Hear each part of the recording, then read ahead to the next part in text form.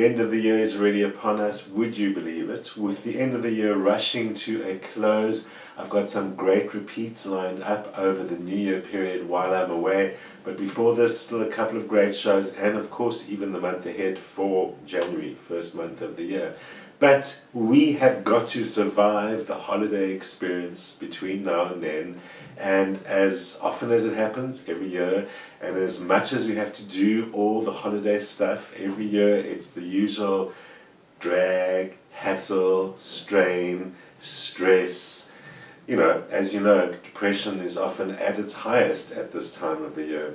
So I thought we'd have a look at how the Stoics would advise us to survive the holiday season, because as ever, there's great advice there which, by paying attention to, we can not only survive the holiday season, but get life back onto track and perhaps to a much better start for next year. So let's take a look. So, as you probably know, over the last couple of years, we've dipped into the philosophy of the Stoics, a great philosophical tradition that was started in really ancient Greece, but was finally picked up by Roman philosophers in about the 4th century, and has become today one of the most influential philosophical schools in modern times, despite being one of the oldest. It certainly seems as if the Stoic philosophies not only suit the modern mind and our various approaches to human life, spiritual life, and social life, but more importantly also really suits the modern lifestyle. I mean, one of the things that continuously strikes me about reading ancient philosophers, even reading ancient astrology, is how unchanged much of the human experience often seems to be. I mean, one of the great philosophical writers, Seneca, in Rome at the time, talks about Roman life and talks about how people are all so busy rushing around and doing a whole bunch of stuff that they have to do that they never really get the chance to do what they want to do and what they need to do. And reading that, you could be talking about our own world, rushing around doing a million things that are more chores and stuff that we don't really want to do than anything else, is certainly nothing new in the human experience. And in fact, of course, Seneca actually takes the philosophical approach of Stoicism to say, what are you waiting for? Why are you wasting all your time rushing around, doing millions of things that you don't have to do? Your only job as a human being is to figure out who you are and what this is all about. And basically you've got one life to live, so you should really be spending all of your time, or as much as possible of your time, doing that. Running around shopping for Christmas presents, that can come later. If you die tomorrow, you'll be unfulfilled. You'll have Christmas presents, but you can't do much with them. Whereas if you turn it the other way around, you really concentrate on trying to figure out what is life and who am I and what is this all about and what is my relationship with all these people. And if I've got time, if I'm still alive, I'll get to those Christmas presents. You could die tomorrow and you'll be completely fulfilled, because you'll have at least figured out for yourself, what was I doing on earth? Well, as best as you could figure that out anyway.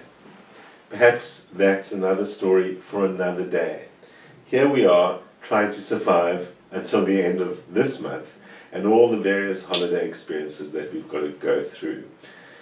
So it's worth remembering the 3 key principles of Stoicism that really inform everything that is our guide to surviving the holidays.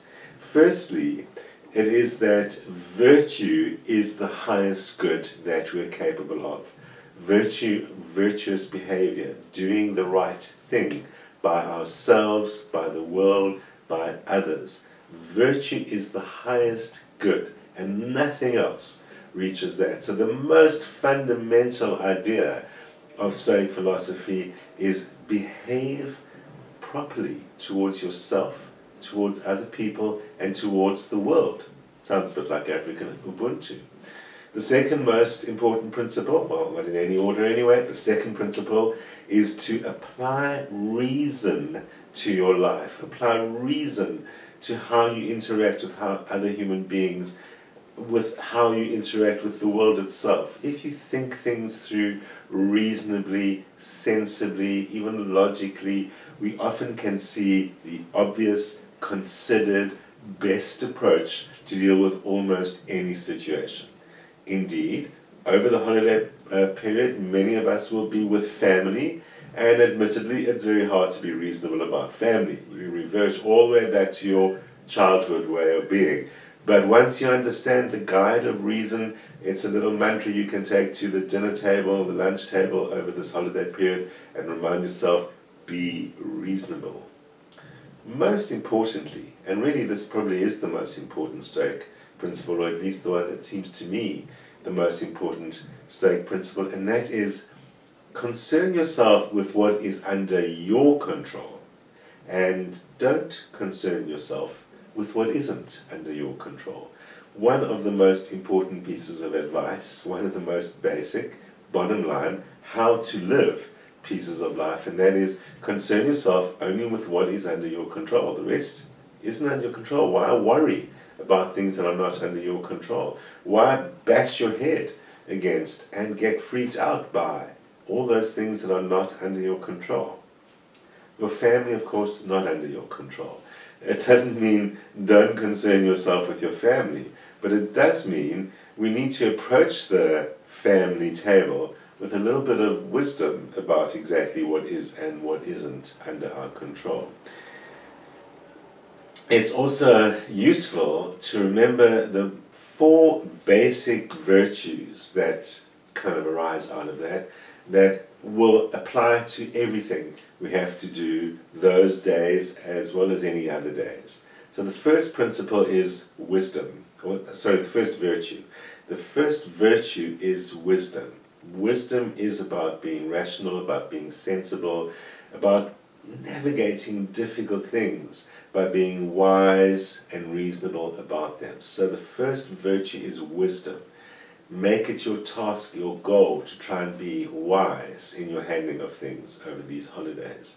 Secondly, courage to do the right thing, no matter what the circumstances. That could be a testy one for the holiday period, but it makes it no less true. Courage to do the right thing no matter what the circumstances, the second Stoic virtue. Thirdly, justice and fairness, treating every human being, and everyone else for that matter, equally, kindly, and fairly. That's something we could really take to a holiday festivity and probably not have to worry about any other principles. Treat everyone fairly, kindly, equally. And fourthly, be temperate, be moderate, be calm, take a middle path. Temperance is the 4th Stoic virtue. Exercise moderation in all things, and you won't wake up on the 27th of December or the 1st or 2nd of January, whatever it's going to be, when you've reached the point of realizing how much you overdid.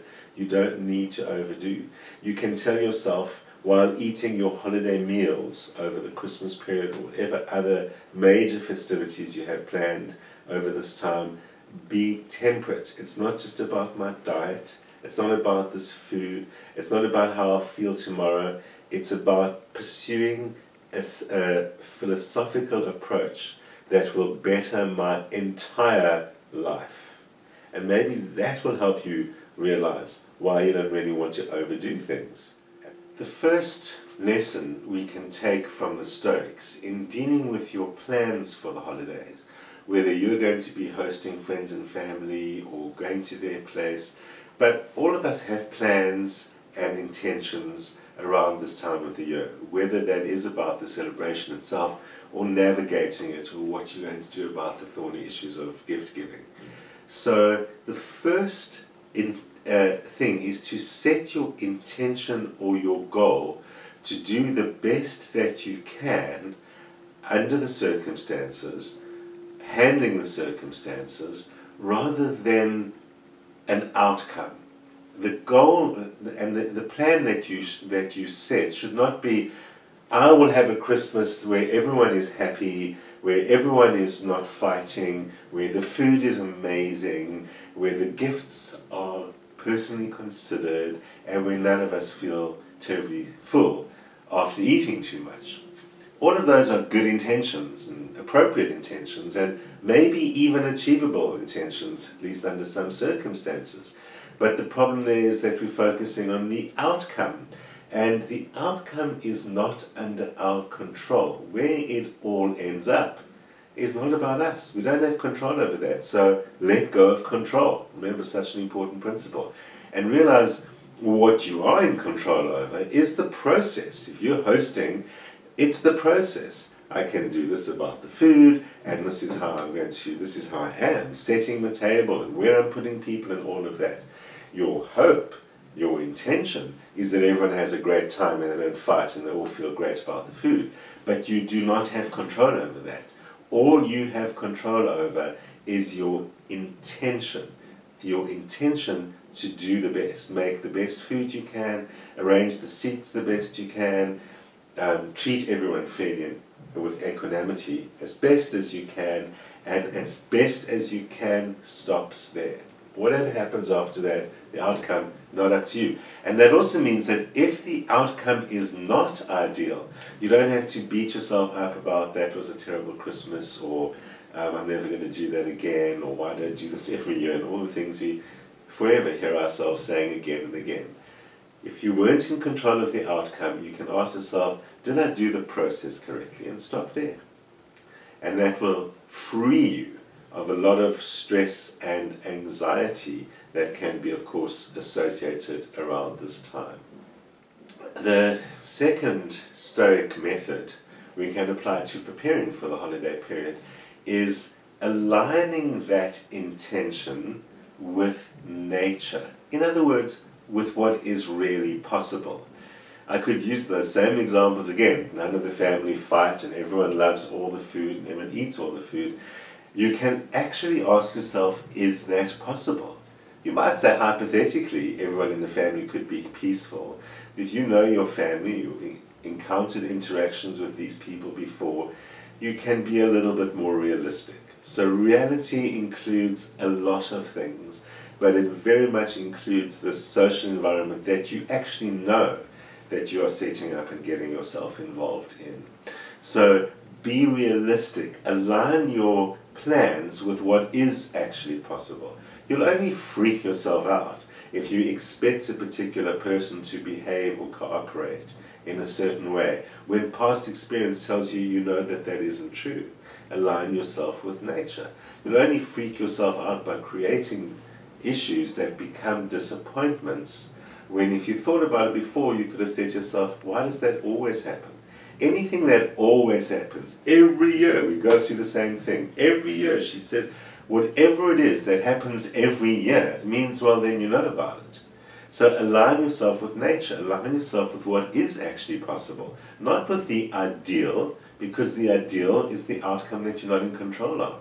If you align yourself with who you know these people to be, what you know your budgetary limits to be, or any of those kind of things, and aligning yourself with nature, then whatever happens, you're prepared for it. So including with aligning yourself with nature is allowing for the unexpected and just accepting it in.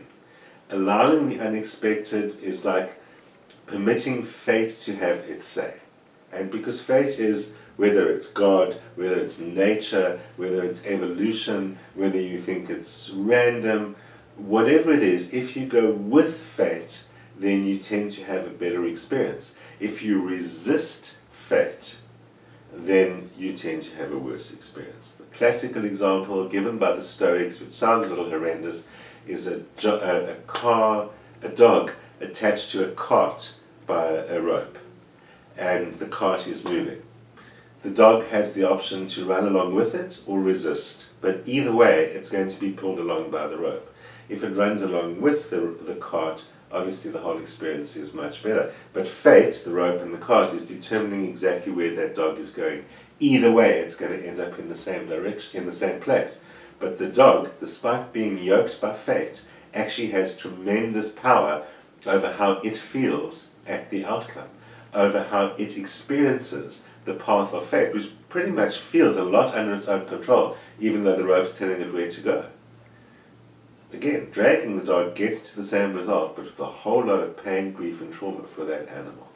So think about yourself in that situation. Ultimately, by setting the goal to do the best you can and align yourself with fate, you're going to end up with a much happier holiday season. Okay, so we organized. You've aligned yourself, you've let go of what's not under your control, you've made it realistic, you've prepared for fate to intervene, and whatever may happen again happens. You don't have to go down the why does she always do that road.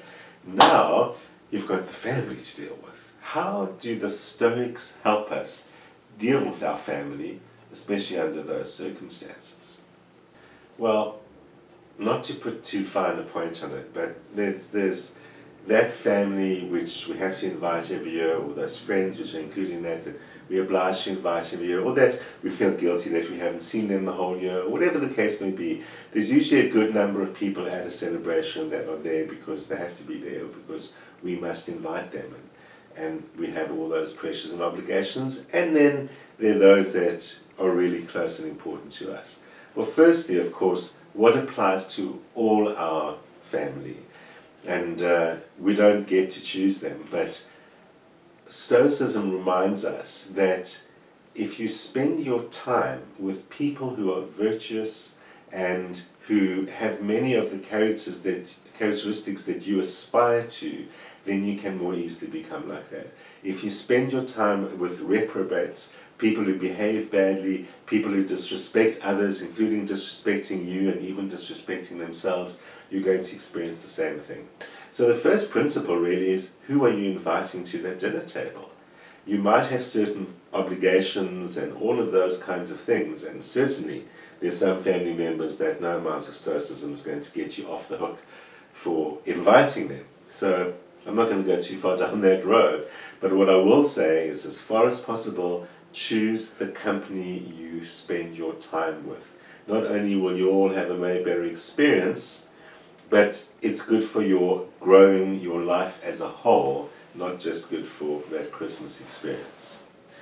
Before you get too involved, another Stoic principle, just breathe. Just pause, just breathe, don't react.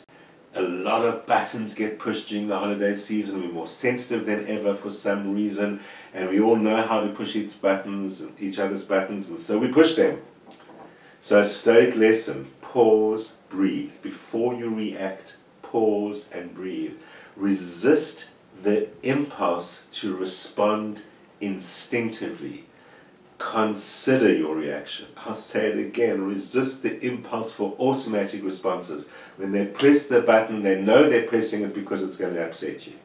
Don't get upset. Pause, breathe, say nothing, even if you are upset. I'm not saying miraculously be calm and nothing really bothers you. That's what we're aspiring to here. But act as if.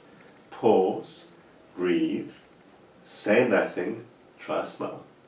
It's amazing how much your Christmas meal, or whatever it's going to be, is going to change as a result of that. Let silence be your goal. And then that also applies to things like don't gossip, don't judge. You have a part to play in some of the fractious relationships that also go on at these times. So, same story. Don't gossip, don't judge, and keep things equal. You know, react the same to the people you don't like as the people you do like. Don't feel sorry for yourself. If you find yourself reacting to the bad guy but smiling at the good guy, then you're feeling sorry for yourself. You're feeling hard done by. You're feeling your button getting pressed. It's not about being good for Christmas. We're talking about for life, really. And it's just useful at Christmas. Don't pity yourself and feel hard done by and button pressed. Remember, everyone's the same. Remember, everyone's got the same problems as you. Very important Stoic principle. And any insults that come your way, respond with humor. Someone says something bad about you, say something like, you know, that's not even the half of it. You should see what I'm not telling you. And in a funny way, not in a sarcastic way, break the spell, break the buttons that have just been pressed in your other relatives who know that that's your trigger. And you can really change the whole vibe of the whole place by deliberately changing your reaction. not so hard to do because it so quickly produces a good result. And you might find everyone is a lot happier, and that can also get you to a better non-judgmental approach. Speak with humor. Don't say sarcastic things. Don't say cutting things. Don't snap at people. It doesn't really feel good to hurt people. It feels good for 5 seconds. But then after that, it doesn't feel so good after all. And afterwards, you're feeling bad, you're wishing this would be over now, and you're getting that whole experience of, I can't believe how this happens every year. You're feeling terrible, they're feeling terrible. Whether you are the perpetrator of the snappiness, or whether they're the perpetrator of the snappiness, relax, pause, breathe, try and be humorous, speak without judging, and if you can't say anything good, don't say anything at all. It sounds like an endless litany of Christmas cliches, but these are truths that have been held true for literally thousands of years because it's the best way to live. And don't speak about yourself too much at the table. You know, it's a little bit like showing your holiday pictures. Speak little of yourself, a very important Stoic principle. But what is really the most important thing about the holiday season is that these are the people that we love. Even if we do only see them once a year, these are the people that we love. These are the people that, despite the button pushing or whatever else may go on, in the end are the people that we care about the most. And most importantly, the people closest to you are in there too.